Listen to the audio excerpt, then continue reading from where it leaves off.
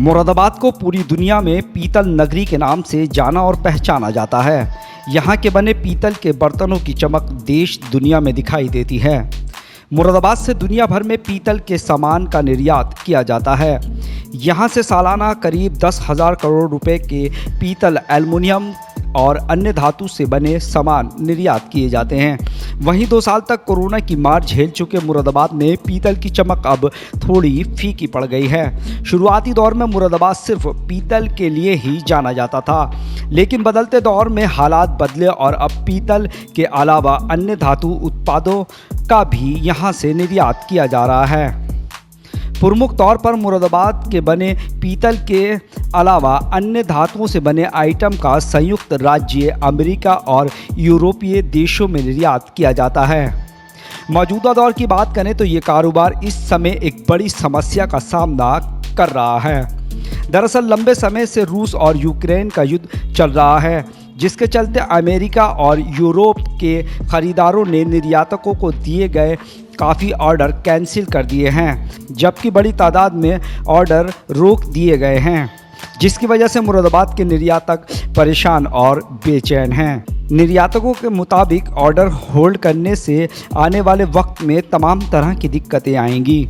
उनके मुताबिक मुरादाबाद में पीतल के अलावा अन्य आइटम बनाने वाले कारीगर हज़ारों की तादाद में हैं।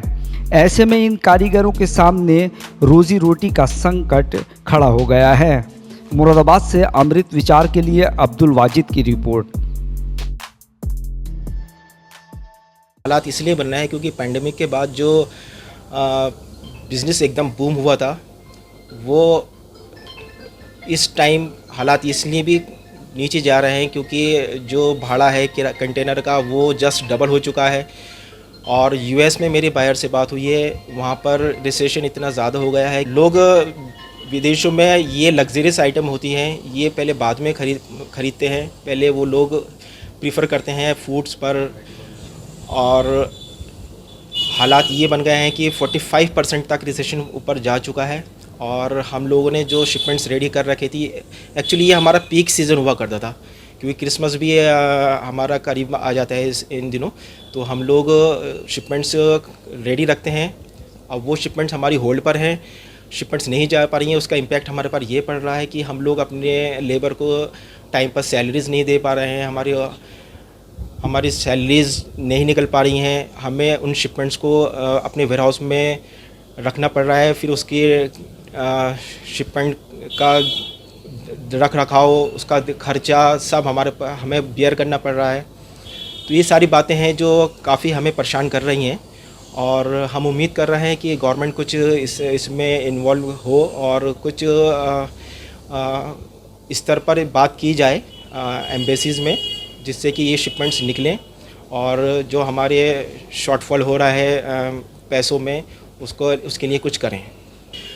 मेजर रीज़न तो यही निकल कर आ रहा है कि वार ऑफ रशिया, और दूसरा ये है कि जिस हिसाब से पेट्रोल एकदम हाइक कर गया है, उस वजह से इतना सब कुछ महंगा हो गया है। इवन हम लोग यहाँ इंडिया में ही देख रहे हैं कि हमारा प्राइस पेट्रोल का कहाँ था और कहाँ पहुँच गया, और जिस वजह से जो हमारे पास शिपमेंट्स से पहले हम लोग जो रॉ मटेरियल परचेज़ करते हैं, उसको लाने का जो भाड़ा है वो 20-25% तक हाइक कर गया है। तो ये सब चीज़ें हमें काफ़ी परेशान कर रही हैं, और ये एक की इंडिकेटर है कि हमें आगे किस तरीके से इससे निपटना है। ये एक चुनौती है हमारे लिए इस टाइम।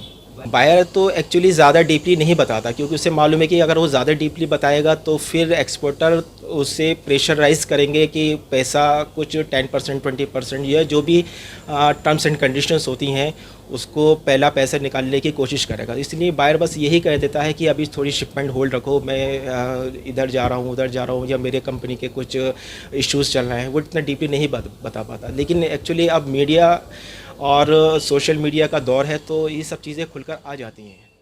देखिए, हम तो चाहते हैं कि जल्दी से जल्दी ये हालात सही हों ताकि हमारा ट्रेड सही हो, क्योंकि हमसे जुड़े यहाँ लगभग 4 से 5 लाख आर्टिज़न हैं, और सबका काम होगा। जब ऑर्डर्स होल्ड पर होते हैं तो सभी को इफ़ेक्ट होता है, एक आम आदमी भी इफ़ेक्ट होता है, आर्टिज़न बहुत ज़्यादा इफ़ेक्ट होते हैं। मैं सोचता हूँ कि लगभग 3 से 4 महीने मार्केट में करेक्शन होने में लग जाएंगे। जो मेनली इशू है वो अमेरिका का इशू आ रहा है। अमेरिका से ऑर्डर कुछ कैंसिल भी हुए हैं निर्यातकों के, और काफ़ी मात्रा में होल्ड भी हुए हैं। कई रीजन्स हैं इसके बीच में, जैसे यूक्रेन और रशिया का युद्ध, जिसके कारण महंगाई पूरे विश्व में बढ़ गई है, और तेल की कीमतों का बढ़ना, कंटेनर का बढ़ना, दामों का बढ़ना, और कच्चे माल की तेज़ी। हर प्रकार का रॉ मटेरियल, आप जानते हैं कि तेल से हर प्रकार के रॉ मटेरियल पर असर आता है, जिसके कारण से अंतर्राष्ट्रीय मार्केट में महंगाई बहुत ज़्यादा बढ़ गई है, जिसे इन्फ्लेशन कहते हैं हम लोग। और यूएसए में स्टोरों के अंदर बहुत मात्रा में पिछला खरीदा हुआ माल भरा हुआ है। पिछले साल आपने देखा 30-35% निर्यात बढ़ा है, तो वो लोग ये समझते थे कि ये साल भी ऐसा होगा। वो माल बिका नहीं, स्टोर भरे पड़े हैं, इसलिए नए मालों को रोक दिया गया है या ऑर्डर कैंसिल कर दिए गए हैं, जिससे मुरादाबाद का निर्यात एक बहुत बड़ी समस्या से जूझ रहा है। लगभग 65% निर्यात मुरादाबाद का अमेरिका के लिए होता है। देखिए, अभी हर आने वाला दिन मेरे हिसाब से परेशानी का है। अभी परेशानी थोड़ी कम दिख रही है। ये हमारे पास मैक्सिमम काम का समय होता था, लेकिन ये जुलाई में और बढ़ेगी, अगस्त में और बढ़ेगी, सितंबर में और बढ़ेगी। जब निर्यातक पे परेशानी होगी तो आर्टिजन भी परेशान होंगे, काम नहीं होगा, हमारा माल होल्ड हो गया, हमारे पैसे रुक गए, हमारे ऑर्डर रुक गए, तो हम कैसे उस गति को आगे बढ़ा पाएंगे। तो मैं समझता हूँ इसका आने वाले समय में मुरादाबाद के निर्यात पर एक बड़ा प्रभाव पड़ने वाला है।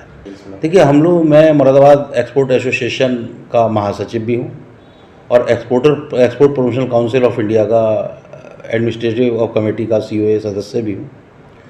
हम लोग हमेशा अपने आर्टिजन्स के लिए और निर्यातकों के लिए प्रयासरत रहते हैं, लेकिन जब इंटरनेशनली इस प्रकार की पोजीशन आ जाए, तो हमने अभी पहले भी अपने निर्यातकों को कहा था कि जो भी अमेरिका का काम है वो 30% एडवांस लिए बिना ना करें, और थोड़ा सब्र के साथ काम करें, ऑर्डरों की जल्दबाजी ना करें, पहले पूरी तरीके से परख लें, अन्यथा आने वाले समय में उनको बहुत बड़ी परेशानी होगी। तो हम तो सलाह ही दे सकते हैं, पालन करना ना करना ये निर्यातकों का काम है।